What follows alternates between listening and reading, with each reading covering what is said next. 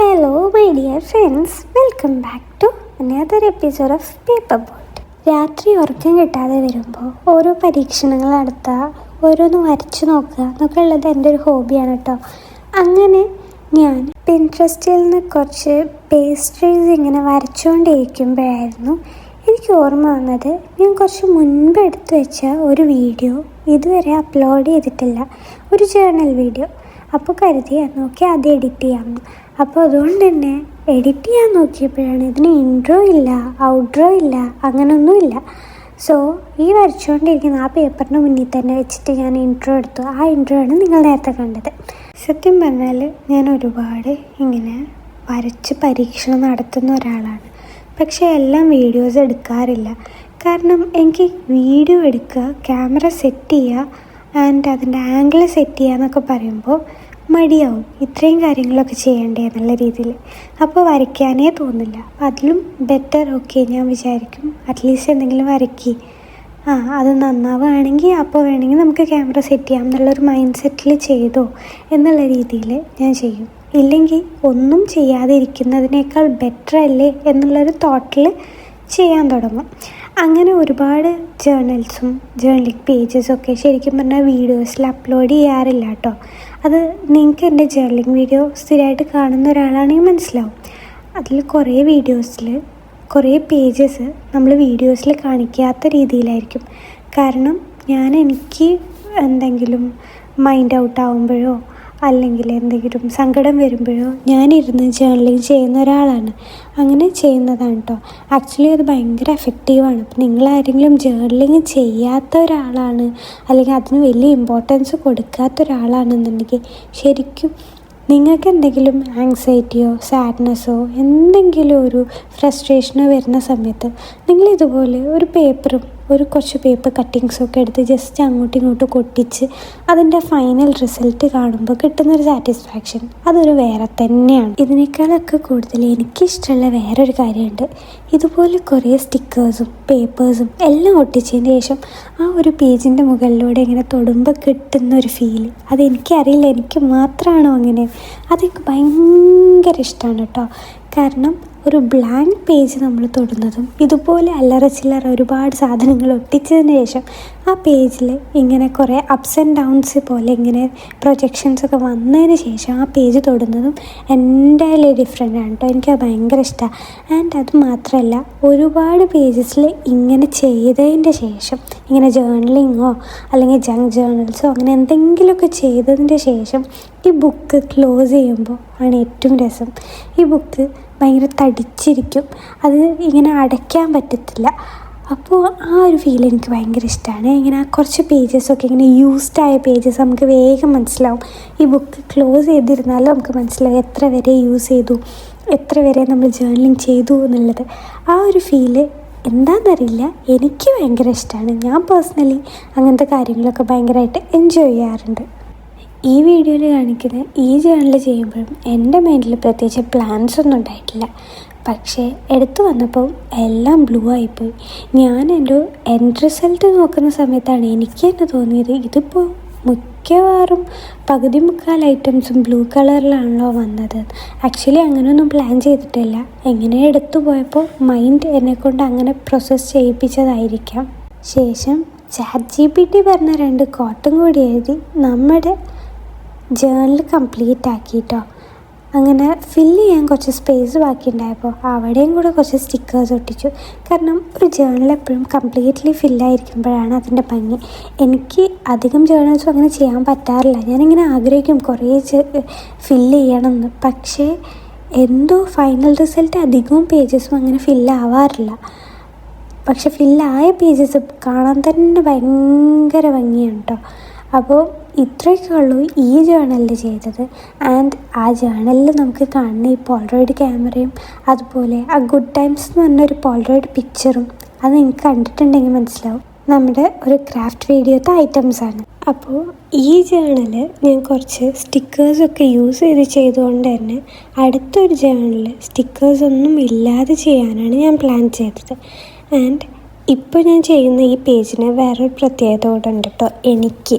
കാരണം ഞാൻ എൻ്റെ ഫസ്റ്റായിട്ടുള്ള ഒരു ഇൻകം വെച്ചിട്ട് സ്വന്തമായിട്ട് കുറച്ച് സാധനങ്ങൾ വാങ്ങിച്ചു. അപ്പം ഞാൻ വിചാരിച്ചു എന്നാൽ പിന്നെ എന്തുകൊണ്ട് അതൊരു ജേർണൽ പേജിൽ ആഡ് ചെയ്തുകൂടാ. അപ്പോൾ എനിക്കെപ്പോഴും ഈ പേജ് തുറന്നു നോക്കുമ്പോൾ എൻ്റെ ഫസ്റ്റ് ഇൻകം വെച്ച് ഞാൻ വാങ്ങിച്ച പ്രോഡക്റ്റ്സ് ഇങ്ങനെ ഓർമ്മ വരും. അപ്പോൾ വേറെ ഒന്നുമല്ല, ഐക്കിയെന്ന് ഒരു ഹോം ഡെക്കോർ ഐറ്റവും അതുപോലെ തന്നെ കിക്കോ മിലാനോന്ന് ഒരു ലിപ്സ്റ്റിക്കുമാണ് കേട്ടോ ഞാൻ എൻ്റെ ഫസ്റ്റ് ഇൻകം ചിലവാക്കാൻ വേണ്ടി യൂസ് ചെയ്തത്. ആൻഡ് ഞാൻ എൻ്റെ ഫ്രണ്ട്സിൻ്റെ കൂടെ ഇന്നലെ പുറത്തു പോയിട്ടുണ്ടായിരുന്നു. അപ്പോഴാണ് ഞാനിത് പർച്ചേസ് ചെയ്തത്. അപ്പോൾ ഞാൻ അതിനെ റിലേറ്റ് ചെയ്തിട്ട് ഒരു പേജ് സെറ്റ് ചെയ്യാമെന്ന് കരുതി. ആൻഡ് ഈ ഒരു പേജ് എന്ന് പറയുമ്പോൾ ഇതുവരെ ജേർണലിംഗ് ഒന്നും ചെയ്തിട്ടില്ലാത്ത, ജേർണലിംഗ് സപ്ലൈസ് ഒന്നും ഇല്ല എന്ന് വിചാരിച്ച് ജേർണലിംഗ് സ്റ്റാർട്ട് ചെയ്യാതിരിക്കുന്ന ഒരാൾക്കുള്ള ഒരു മോട്ടിവേഷൻ വീഡിയോ കൂടാണ്. വേറെ ഒന്നുമല്ല, നമുക്ക് ജേർണൽ ചെയ്യാൻ വേണ്ടിയിട്ട് പ്രത്യേകിച്ച് ഒരു സാധനങ്ങളും വേണ്ട. നമ്മളെ കയ്യിലുള്ള സാധനങ്ങൾ, ഈവൻ നമ്മൾ പർച്ചേസ് ചെയ്ത ബില്ല് വരെ നമുക്ക് ജേർണലിൽ യൂസ് ചെയ്യാം. ഇങ്ങനെ നമുക്ക് വളരെ പ്രിയപ്പെട്ട സംഭവങ്ങൾ നമ്മളിങ്ങനെ ഒരു മെമ്മറിക്ക്, ഒരു ഓർമ്മയ്ക്ക് വേണ്ടി സൂക്ഷിക്കുന്ന ജേർണൽസിന് മെമ്മറി ജേർണൽ അല്ലെങ്കിൽ മെമ്മറി ബുക്ക് എന്നൊക്കെയാണ് കേട്ടോ പറയുക. അപ്പോൾ ഞാൻ എന്തായാലും ഒരു മെമ്മറി ജേർണലാണ് ഇന്ന് ചെയ്യുന്നത്. ഇപ്പോൾ കിക്കോ മിലാനോൻ്റെയും അതുപോലെ ഐക്കിയൻ്റെയും ബില്ല് മാത്രമാണ് എൻ്റെ കയ്യിലുള്ളത്. അപ്പോൾ അതുപോലെ കിക്കോ മിലാനോന്ന് ഞാൻ വാങ്ങിച്ചത് ലിപ്സ്റ്റിക്കാണ്. അപ്പോൾ ലിപ്സ്റ്റിക്കിൻ്റെ ആ ഒരു ബോക്സും അവിടെ നിന്ന് കിട്ടിയൊരു കവറും, ഇത്രയും സാധനങ്ങൾ മാത്രം യൂസ് ചെയ്തിട്ട് ഒരു പേജ് ഫില്ല് ചെയ്യുന്ന സെറ്റപ്പാണ് ഇന്നത്തെ സംഭവങ്ങളിൽ. പിന്നെ അപ്പോൾ അതുകൊണ്ട് തന്നെ നിങ്ങൾക്ക് ആർക്ക് വേണമെങ്കിലും എന്ത് വെച്ചിട്ട് വേണമെങ്കിലും ജേർണൽ ചെയ്യാമെന്നുള്ളത് ഇവിടെ നിന്ന് തന്നെ മനസ്സിലായി. ഇപ്പോൾ നിങ്ങൾ എവിടെയെങ്കിലും പോയി ഒരു മിഠായി കവറാണെങ്കിൽ പോലും അത് ഒട്ടിച്ചിട്ടും നമുക്കൊരു ജേർണൽ ചെയ്യാം. നമുക്ക് ഏറ്റവും മനസ്സിനോട് ചേർന്ന് നിൽക്കുന്ന നമ്മുടെ ഫേവറേറ്റ് മെമ്മറീസ് ഒരിക്കലും മിസ്സാക്കാൻ നമ്മൾ ആഗ്രഹിക്കുന്നില്ല. ഞാനിപ്പോഴും ഫോട്ടോ ആൽബം ഫിസിക്കലായിട്ടുള്ള എന്ന് വെച്ചാൽ ഹാർഡ് കോപ്പി ആയിട്ടുള്ള ഫോട്ടോ ആൽബം വളരെയധികം ഇഷ്ടപ്പെടുന്ന ആളാണ് കേട്ടോ. ആ പേജസ് ഇങ്ങനെ മറിച്ച് നോക്കുമ്പോൾ നമുക്ക് കിട്ടുന്ന ഓർമ്മകൾ എന്ന് പറഞ്ഞാൽ ഏറ്റവും ബെസ്റ്റായിരിക്കും. കാരണം നമ്മളൊരു 10-200 ഫോട്ടോ ഒന്നും എടുക്കില്ല. ഏറ്റവും ബെസ്റ്റായിട്ടുള്ളൊരു ഫോട്ടോ ആയിരിക്കും നമ്മൾ പ്രിൻ്റ് എടുത്ത് നമ്മുടെ ആൽബത്തിൽ സൂക്ഷിക്കുക. ആ ഒരു ഫോട്ടോ കാണുമ്പോൾ നമുക്ക് ഒരുപാട് ഓർമ്മകൾ ഓടിയെത്തും. അപ്പോൾ അതുപോലെ നിങ്ങളും അങ്ങനത്തെ ഒരാളാണെന്നുണ്ടെങ്കിൽ ഡെഫിനറ്റ്ലി നിങ്ങൾ ഇതുപോലെയുള്ള ജേർണലിങ്സ് ചെയ്യുക. അപ്പോൾ ആ പേജ് തുറക്കുമ്പോൾ നിങ്ങൾക്ക് അന്നത്തെ ഒരു ദിവസം കംപ്ലീറ്റ് ആയിട്ട് നിങ്ങളുടെ മനസ്സിലൂടെ ഓടിയെത്തും. നമ്മുടെ ഫോണിലെ ഗാലറി തുറക്കുമ്പോൾ കിട്ടുന്ന 1000കണക്കിന് ഫോട്ടോസിൽ നമുക്ക് എപ്പോഴും നമ്മുടെ പ്രിയപ്പെട്ട ഫോട്ടോസ് മിസ്സാവാനുള്ള ചാൻസ് വളരെ കൂടുതലാണ്.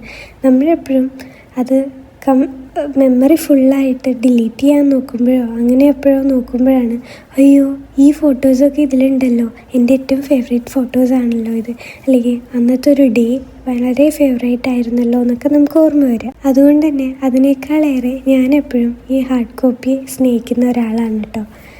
എനിവേ ഞാൻ എന്തായാലും എൻ്റെ ബില്ലും അതുപോലെ നമ്മുടെ കവറും വെച്ചിട്ട് പേപ്പർ ഫില്ല് ചെയ്തു. പിന്നെ ഒരു ഫോട്ടോ ഒട്ടിച്ചു. അത് ആക്ച്വലി ഞാൻ പ്രിൻ്റ് എടുത്ത ഫോട്ടോ ആണ്, എൻ്റെ ഫ്രണ്ട്സിൻ്റെ ഫോട്ടോ അല്ല കേട്ടോ.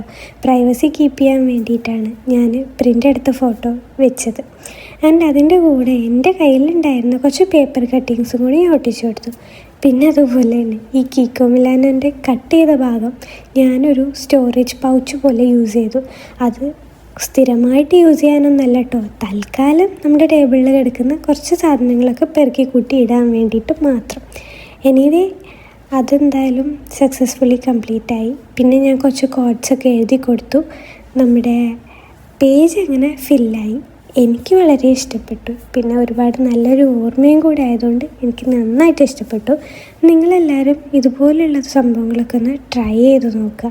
ഡെഫിനറ്റ്ലി ഇത് നമുക്കൊരു പീസ് ഓഫ് മൈൻഡ് തരും എന്തായാലും. ഈ വീഡിയോ കാണുന്ന നിങ്ങളൊരു സ്റ്റുഡൻ്റ് ആണെങ്കിലും ഒരു വർക്ക് ചെയ്യുന്ന ആളാണെങ്കിലും ഇനി ഒന്നുമില്ല ഒരു ഹോം മേക്കർ ആണെന്നുണ്ടെങ്കിലും അല്ലെങ്കിൽ ഒരു വർക്കിന് വേണ്ടി സ്ട്രഗിൾ ചെയ്യുന്ന ആളാണെങ്കിലും ആർക്ക് വേണമെങ്കിലും എന്ത് വെച്ചിട്ട് വേണമെങ്കിലും ചെയ്യാം കേട്ടോ. കാരണം ജേർണലിങ് എപ്പോഴും നമ്മളെ മൈൻഡിന് നല്ല കാം ചെയ്യും. അത് നമ്മളെ മൈൻഡിനോട് മാത്രം ആക്കി വയ്ക്കും. പുറമേ ഉള്ള ഒരുപാട് ചിന്തകളിൽ നിന്നും മാറ്റി നിർത്തി നമ്മൾ ചെയ്യുന്ന ക്രിയേറ്റീവ് ആർട്ടും മാത്രമായിരിക്കും ആ ഒരു മൊമെൻറ്റ് നമ്മളെ മനസ്സിന് ഭയങ്കര സമാധാനം കൊടുക്കും കേട്ടോ. അതുകൊണ്ട് ജേർണലിങ് ചെയ്യാത്തവർ എന്തായാലും ട്രൈ ചെയ്യുക. അപ്പോൾ ഇത്രയൊക്കെ ഉള്ളൂ. Subscribe and support.